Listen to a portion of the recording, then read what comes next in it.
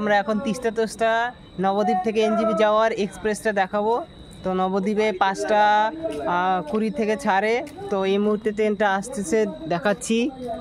তো এটা হচ্ছে নবদ্বীপের পরের স্টেশন হচ্ছে বিষ্ণুপ্রিয়া হল। ট্রেনটা কিন্তু ওদিকে আসতেছে। হ্যাঁ, এখন এই ট্রেন এসে যাবে, যেটা হচ্ছে তিস্তা তোস্তা এনজিপি স্টেশন হয়ে যাবে। তো দেখতে পাচ্ছি এখন ওই যে ট্রেন আসছে, এই যে ঢুকে গেল।